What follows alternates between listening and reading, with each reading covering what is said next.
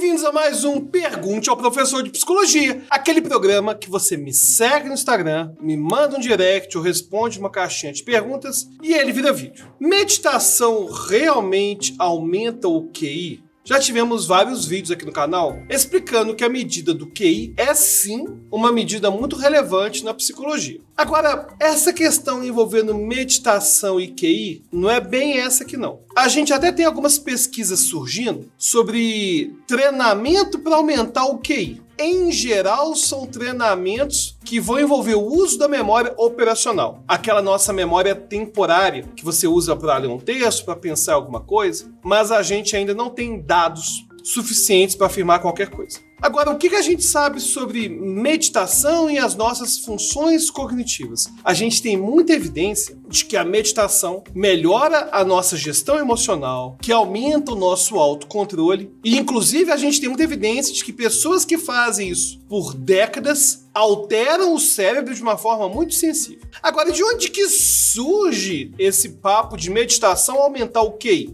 Eu imagino que sejam algumas pesquisas mais recentes que indicam, ao menos de forma preliminar, que a meditação ajuda na diminuição do declínio cognitivo devido à idade. A gente tem um declínio cognitivo que, aliás, começa com 27 anos de idade, 28 anos de idade. A nossa inteligência, chamada inteligência fluida, começa a cair e nosso cérebro começa a reagir mais lentamente. Só que é tipo o Ronaldinho Gaúcho, sabe? Nosso cérebro, com o passar do tempo, perde em velocidade, mas ganha em sabedoria e acaba precisando ter menos energia. É por isso que a gente vê pessoas mais velhas, sábias falando, elas podem até demorar um pouquinho para falar, mas geralmente só fala coisa importante. Agora, essa relação entre meditação e QI não existe. Mas sim, a gente começou a ter evidências de que a meditação ajuda a diminuir o declínio cognitivo devido ao passar do tempo. Essa próxima aqui não é nem uma pergunta, é uma provocação, mas eu vou responder a si mesmo. Porque você, mesmo se dizendo respeitoso quando o assunto é religião, você trata mais como um passivo-agressivo do que como um estudioso. Sempre perceba as suas indiretas a farpas contra as religiões.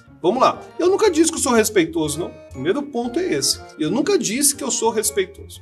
O que acontece é que eu emito a minha opinião e você identifica ela como sendo respeitosa. A verdade é isso aí. Agora, uma coisa importante, essencial, é a gente entender que ideias devem sim ser questionadas e ser debatidas. Não tem esse papinho de criança de que não se fala sobre religião, não se critica religião. Cara, por não poder criticar religião, a gente já sofreu muito. Então, a gente não deve ter temas que não podem ser debatidos. O que eu acho importante é a gente respeitar as pessoas. Uma coisa é você criticar dogmas religiosos, criticar, por exemplo, a literalidade do Antigo Testamento. Uma coisa é isso. A outra é criticar as pessoas que têm essas fés, que professam essas fés.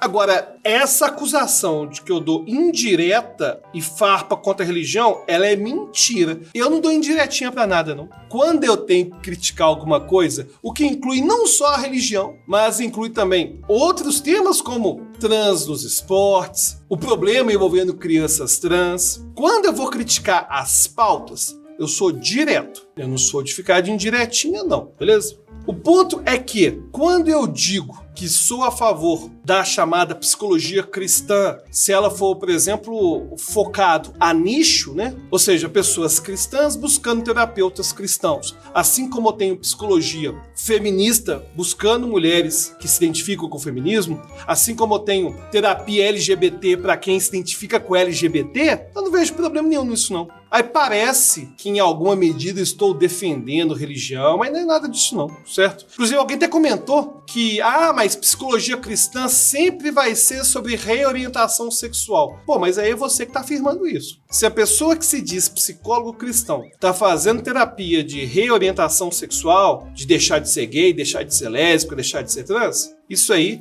tem que ir para o Conselho Federal de Psicologia mesmo. Agora, o nicho não é um problema. Isso que é interessante, é o fato de, frequentemente, eu defender alguns elementos conservadores, alguns elementos das próprias religiões, e defender também uma política de drogas que envolve mais saúde e menos segurança pública? Só que ao mesmo tempo que eu falo do problema de trans nos esportes e falo dos problemas de crianças trans, a pessoa que me assiste fica bugada, né? Porque aí assiste 3 vídeos meus, naqueles 3 vídeos, o Alberto falou mal de religião, aí eu tenho que ficar ofendidinho. Não fica ofendidinho não, beleza? Agora, se eu precisar falar mal de alguma coisa, eu não vou fazer indireta não. Vou fazer de forma direta, igual eu tô fazendo aqui. Pessoas consideradas loucas, elas já nascem assim? Ou a loucura se desenvolve com o tempo? Nossa, que pergunta boa. Ela chegou lá no YouTube, nos comentários. Bom, primeiro vamos falar o termo louco, né? Por que a gente não usa o termo louco ou maluco? Porque quando se usava o termo louco, não se estava numa perspectiva de saúde mental. Não estava, não. Em geral, usava-se o termo louco para rotular e separar da sociedade todos aqueles que eram inconvenientes para o status quo. Então, os filhos bastardos iam para os manicômios como loucos. As mulheres que não queriam se casar, as lésbicas, os gays, os maconheiros, todos iam lá para o hospital psiquiátrico, que eram verdadeiras prisões e que as pessoas eram torturadas. Então, o termo louco é um termo pejorativo e que não tem nada de científico. Agora, essa sua pergunta é muito boa, porque quando a gente pensa em transtornos mentais, será que a nossa idade faz alguma diferença? Faz sim. O que acontece é o seguinte: a gente tem etapas da vida que existem podas neurais. O que são essas podas neurais que acontecem na infância e tem bastantes acontecendo na adolescência? São conexões do cérebro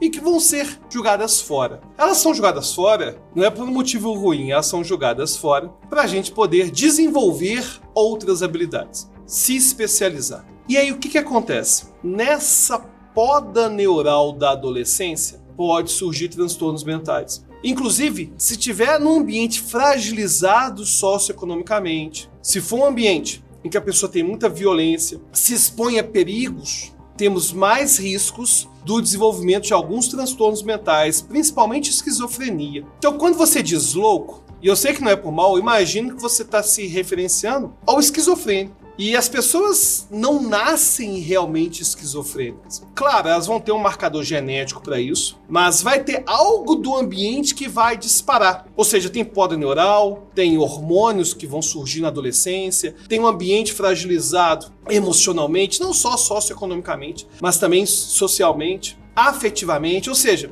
existe tipo uma bomba, tem um start. Geralmente, esses surtos, né, a gente vai chamar de surto, vão acontecer entre os 20 e os 30 anos de idade. Ou seja, a pessoa pode ser super normal em termos de ter comportamentos neurotípicos, comportamentos que são comuns, mas depois dos 20 e poucos anos, devido a algum estresse, e é claro, né, tem questão genética para isso também, ela acaba desenvolvendo uma esquizofrenia e pode ficar dissociada da realidade para sempre. Então, em geral, se a gente pega esses transtornos da personalidade, é muito comum eles surgirem depois da adolescência. Fale mais sobre terapias cognitivo-comportamentais. Mudando as crenças, você resolve o problema? Vamos lá. Crenças nada mais são do que uma metáfora. Porque se você for olhar no cérebro, né? O que é uma crença? É até difícil afirmar o que é uma crença. Crença, na verdade, vão ser estruturas que a gente vai criar e que a gente vai se basear nelas para explicar o nosso mundo, né?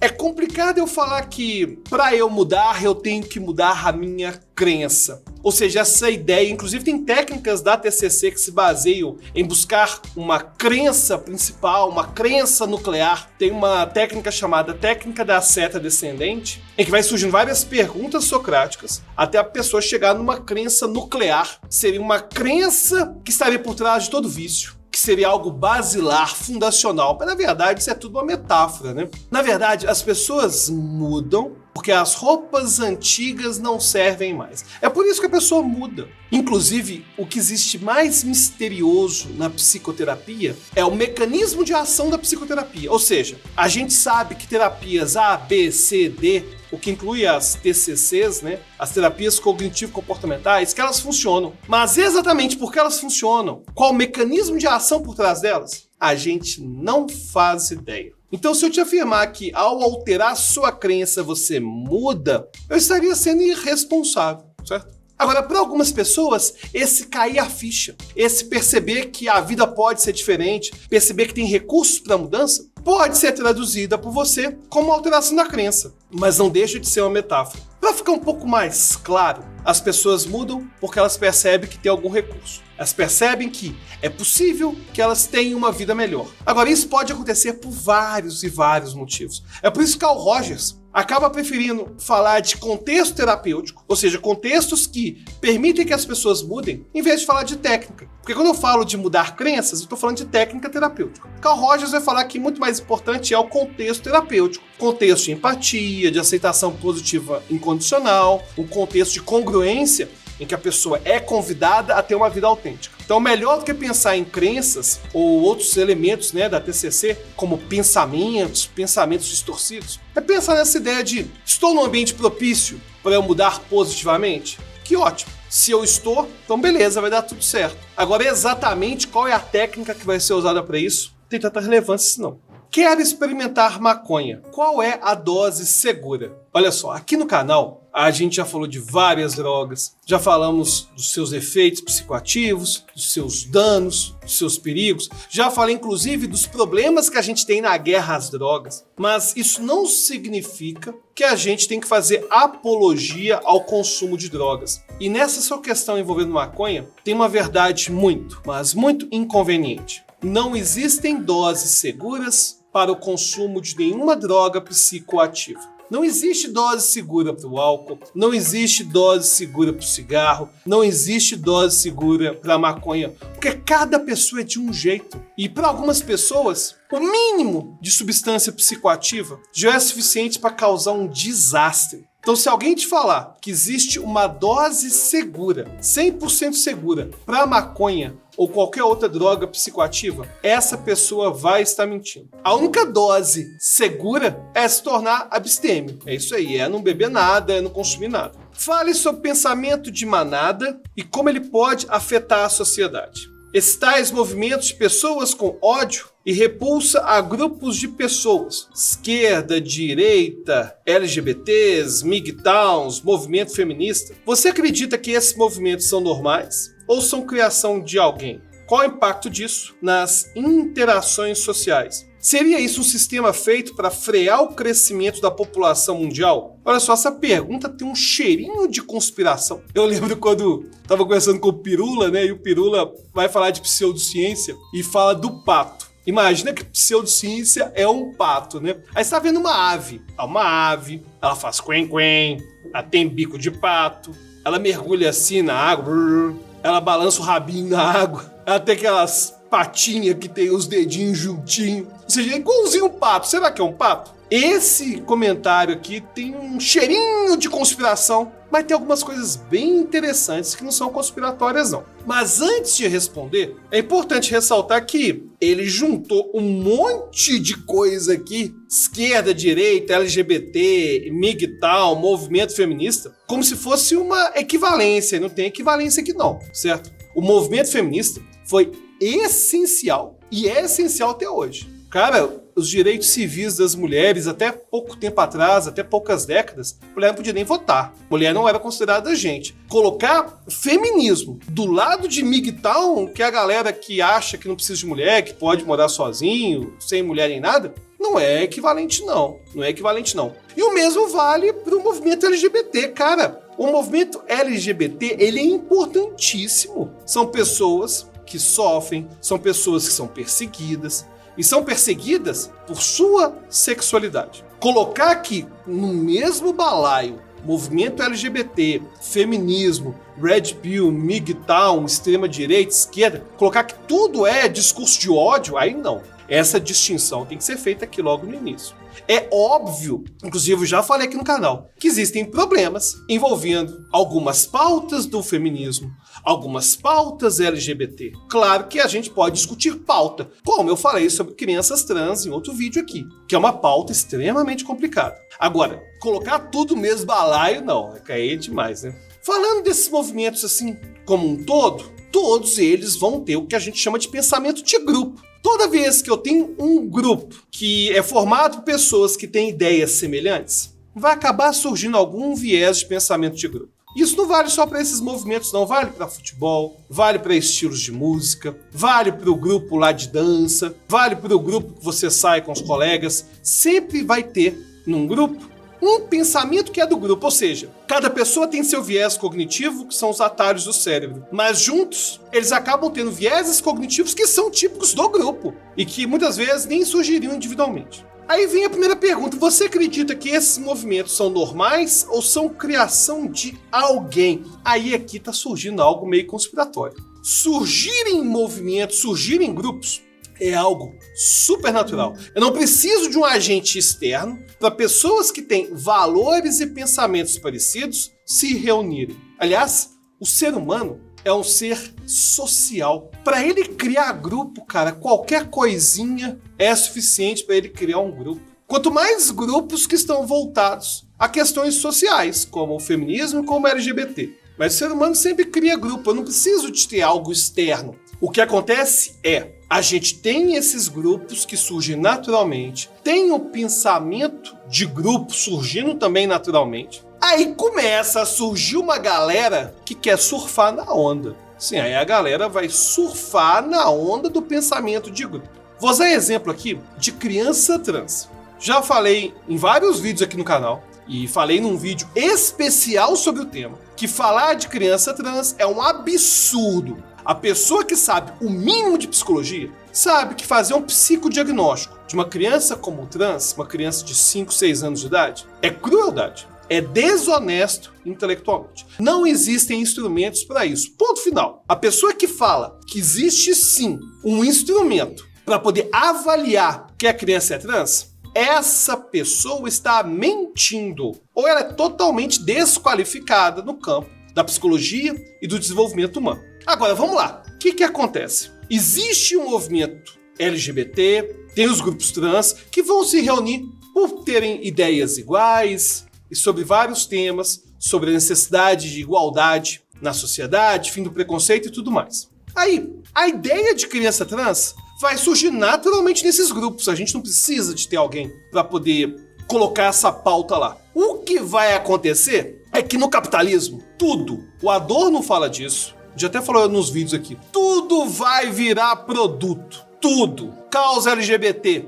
vira produto. Aí a gente vai ter a Amazon criticando o capitalismo em The Boys. E a Amazon é um dos grandes vilões que a gente tem aí, quando a gente pensa em precarização de trabalho. Aí o que vai acontecer? Surge a questão de criança trans, aí vai surgir um monte de clínica psiquiátrica nos Estados Unidos especializada em criança trans. Um monte. É tipo eu ter clínicas de fadologia surgindo, que a gente não tem evidência nenhuma sobre criança trans. Não existe. Só que aí o capitalismo vai fazer tudo virar mercadoria. Criança trans vira mercadoria. Aí vai ter aquele tanto de clínica psiquiátrica, clínica pediátrica, especializada em criança trans. Ou seja, não é que essas clínicas criaram a pauta criança trans. Não, a pauta já surgiu no pensamento de grupo, nesse viés coletivo. Só que aí se transforma no capitalismo em mercadoria e vai ter aquele tanto de clínica pediátrica e psiquiátrica especializada em criança trans.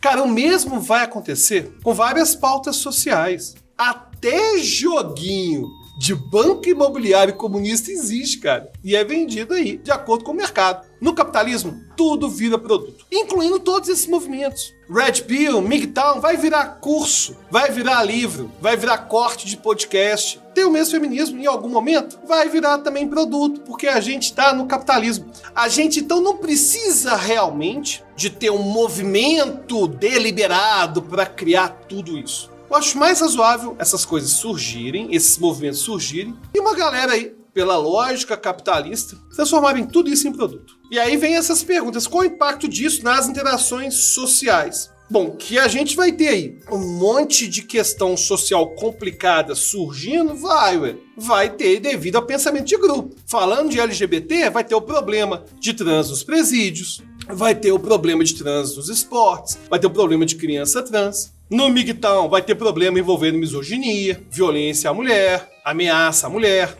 Agora, como eu disse antes, criar uma equivalência entre MGTOW, Red Pill e feminismo e LGBT é meio complicado aí, porque o movimento LGBT e o movimento feminista são muito importantes na sociedade hoje. Vem a última pergunta: seria isso um sistema feito para frear o crescimento da população mundial? Não, eu não vejo evidência nenhuma disso. Isso me parece mais uma ideia conspiracionista mesmo. E eu respondi sua dúvida? Beleza, não respondi? Então me segue no Instagram, manda de novo lá no Instagram, no direct. Agora, se você quiser conversar diretamente comigo, tem que virar apoiador, né? Clica no link da descrição, participe da nossa campanha do Apoia-se e a gente se vê lá no grupo secreto do Telegram. Até a próxima.